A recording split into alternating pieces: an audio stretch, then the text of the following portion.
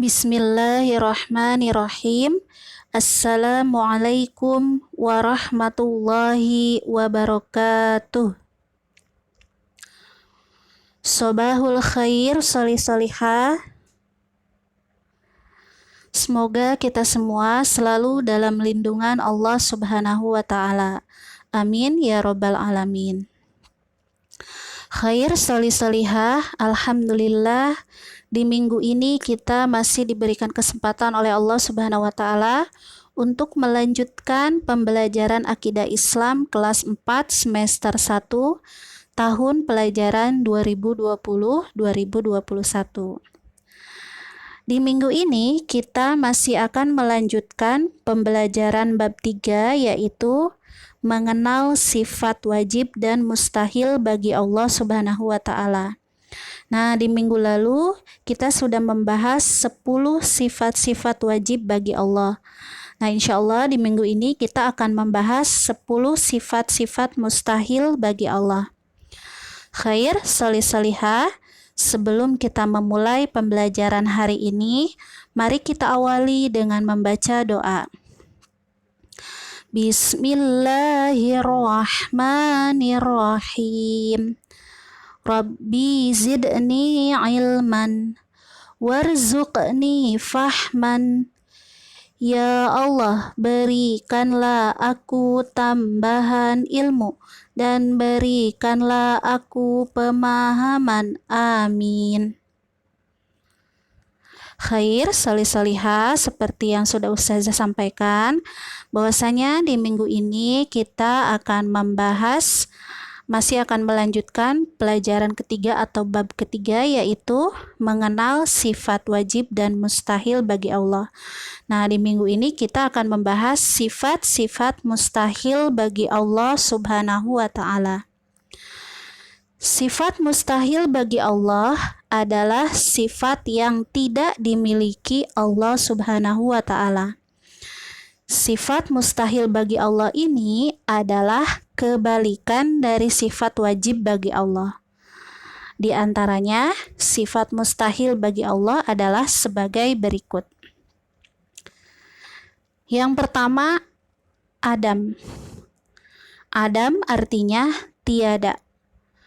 Allah memiliki sifat mustahil Adam, artinya tiada. Jadi Allah itu tidak mungkin tidak ada.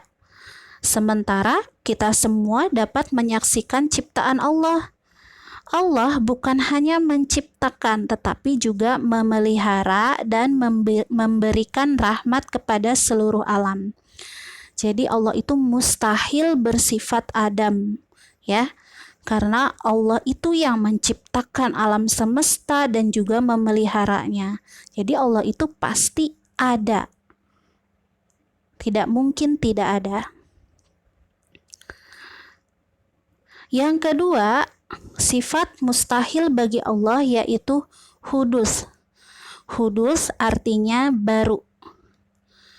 Allah memiliki sifat terdahulu. Jadi mustahil atau tidak mungkin Allah bersifat baru. Allah Subhanahu wa Ta'ala berdiri sendiri. Tidak ada yang lebih awal daripada Allah Subhanahu wa Ta'ala. Jadi mustahil atau tidak mungkin Allah bersifat hudus atau baru. Yang ketiga, sifat mustahil bagi Allah yang ketiga yaitu fana. Fana artinya binasa. Jadi Allah Subhanahu wa Ta'ala mustahil akan binasa. Karena yang akan binasa itu adalah makhluk Allah, seperti kita manusia, tumbuhan, hewan, dan seluruh alam semesta ini.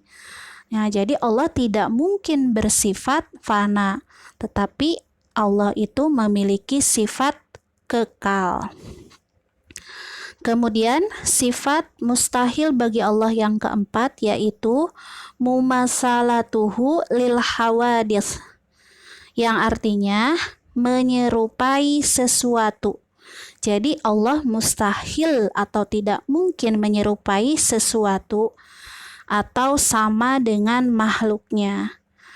Allah maha mendengar, maha melihat, Maha mengetahui, dan Allah tidak dapat disamakan dengan manusia yang serba lemah dan terbatas, ya. Jadi Allah itu tidak mungkin sama dengan makhluknya, sama dengan manusia, sama dengan tumbuhan atau hewan, karena Allah itu memiliki sifat mustahil menyerupai sesuatu. Khair, kita akan melanjutkan. Sifat mustahil bagi Allah yang kelima adalah qiyamuhu bighairihi, yang artinya bergantung pada yang lain. Jadi Allah Subhanahu wa Ta'ala mustahil mempunyai sifat ketergantungan atau mendapatkan bantuan dari orang lain, karena Allah Subhanahu wa Ta'ala itu qiyamuhu binafsihi, jadi berdiri sendiri dalam segala hal, ya. Misalnya menciptakan langit dan bumi dan segala isinya, Allah itu melakukannya sendiri. Allah tidak membutuhkan dan tidak bergantung kepada siapapun. Jadi mustahil Allah memiliki sifat qiyamuhu bighairihi. Khair, selanjutnya yang keenam, sifat mustahil bagi Allah yaitu ta'addud, yang artinya lebih dari satu. Nah, Allah itu tidak bersifat banyak atau lebih dari satu, tetapi Allah Maha Esa dan tidak ada yang dapat menandinginya. Hal ini sudah jelas sekali, ya, telah Allah jelaskan dalam Al-Quran, yaitu surah Al-Ikhlas, ya, yang artinya mengesahkan keesaan Allah, Al-Ikhlas itu. Dan di dalamnya juga sudah jelas, qul huwallahu ahad, katakanlah bahwa sesungguhnya Allah itu esa atau satu. Nah, itu sudah jelas sekali di dalam surah Al-Ikhlas bahwasanya Allah itu esa, tidak mungkin Allah itu ta'adud atau lebih dari satu. Maka ta'adud itu adalah sifat mustahil bagi Allah Subhanahu wa Ta'ala. Kemudian selanjutnya sifat mustahil bagi Allah yang ketujuh yaitu ajzun, yang artinya lemah. Allah mustahil atau tidak mungkin bersifat lemah, karena Allah itu Al-Qawi atau yang maha kuat, ya. Nah, siapa yang memiliki sifat lemah? Sifat lemah itu dimiliki oleh kita makhluknya. Bisa manusia, bisa hewan, bisa tumbuhan. Nah, itu memiliki sifat lemah. Tapi Allah mustahil memiliki sifat lemah. Nah, kenapa? Karena Allah itu yang maha kuasa dan juga maha kuat. Nah, karena manusia itu memiliki sifat lemah, maka dari itu manusia membutuhkan bantuan orang lain. Tetapi Allah tidak memerlukan bantuan siapapun. Khair. Selanjutnya, sifat mustahil bagi Allah yang ke-8 yaitu karohah, yang artinya terpaksa. Sesungguhnya Allah menciptakan segala sesuatu sesuai dengan kehendak Allah Subhanahu wa Ta'ala. Allah tidak dipaksa oleh siapapun untuk melakukan segala sesuatu, karena mustahil Allah memiliki sifat karohah atau terpaksa. Allah itu berkehendak atas segala sesuatunya. Nah, yang ke-9, sifat mustahil bagi Allah yaitu jahlun, yang artinya bodoh. Nah, Allah mustahil atau tidak mungkin memiliki sifat bodoh. Allah mampu menciptakan ciptaan yang hebat. Misalnya dalam penciptaan bumi dan langit beserta keteraturannya menunjukkan jika Allah memiliki pengetahuan yang sempurna. Nah, jadi Allah tidak mungkin bersifat jahlun atau bodoh, ya. Mustahil bagi Allah memiliki sifat bodoh. Nah, sifat mustahil bagi Allah yang terakhir yaitu yang ke-10, al-maut, artinya mati. Nah, jadi Allah mustahil memiliki sifat mati. Tidak mungkin Allah itu akan selalu kekal abadi, karena yang akan mengalami akhir atau kematian adalah makhluk Allah seperti manusia, bumi, matahari, bulan, bintang, dan sebagainya, dan juga seluruh isi bumi ini.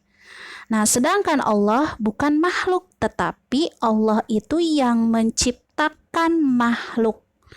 Artinya Allah tidak akan mengalami kematian dan tidak akan sirna, karena Allah memiliki sifat kekal.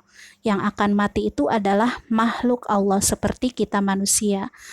Nah, itu ya tadi adalah 10 sifat-sifat wajib, 10 sifat-sifat mustahil bagi Allah Subhanahu wa taala.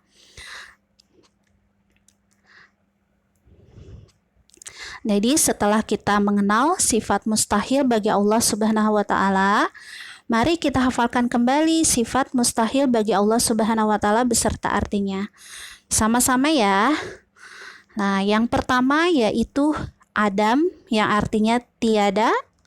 Yang kedua hudus yang artinya baru. Yang ketiga fana yang artinya binasa. Yang keempat mumasalatuhu lil hawadis yang artinya menyerupai sesuatu. Yang kelima qiyamuhu bighairihi yang artinya bergantung pada yang lain. Yang keenam ta'addud yang artinya lebih dari satu. Yang ketujuh ajzun yang artinya lemah. Yang kedelapan karohah yang artinya terpaksa. Yang kesembilan jahlun yang artinya bodoh. Yang terakhir yang ke-10 al-maut yang artinya mati. Nah, itulah 10 sifat-sifat mustahil bagi Allah Subhanahu wa taala. Nah, atau sifat yang tidak mungkin dimiliki Allah Subhanahu wa taala. Nah, silakan kalian murojaah kembali apa saja 10 sifat wajib dan mustahil bagi Allah di rumah ya.